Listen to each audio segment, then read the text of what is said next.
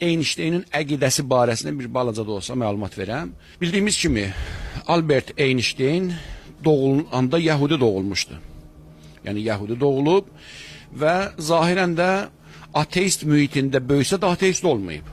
Allahçı olubdu yəni. Amma hansı əqidə ilə ölübdü? Yahudi ölübdü, Hristiyan ölübdü, Müsəlman ölübdü. Bu barədə ixtilaf vardı. Böyük ehtimal ki, öləndə Müsəlman ölüb, bəlkə də Şiə ölübdü. Niyə görə? Yəni bu söz hardan çıxıbdı? Bildiyimiz kimi Albert Einstein'in ən böyük kəşflərindən biri nisbilik nəzəriyyəsidir ki, yəni dünyaya əsas salan nəzəriyyələrindən biridir.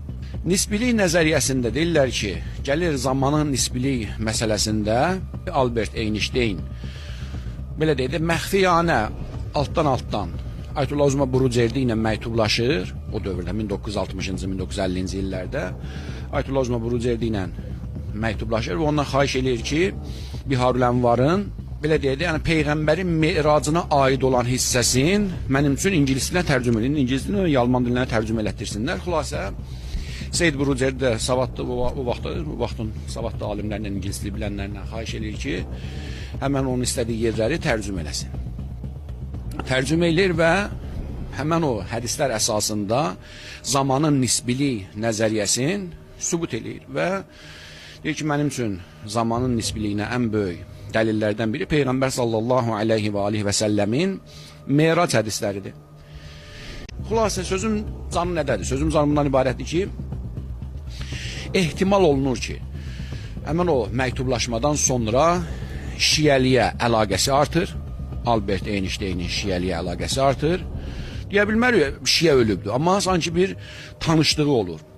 Xülasə, durur, məad barəsində şiə alimlərinin görüşlərini, etiqadlarını araşdırır, əxbari və üsuli yönümlü alimlərimizin həyatın və onların belə deyək də, məada baxışın, məad cismanidir, məad ruhanidir bu barədə araşdırmaların mülahizə eləyir. Fövqəladə, yəni qeyri-adi bir zəkadır. Yəni Allah Taala hər 100 ildə, 200 ildə, 500 ildə o cür bəzi məxluqlarını o cür xəlq eləyir, yəni qeyri-adi zəkaya malik.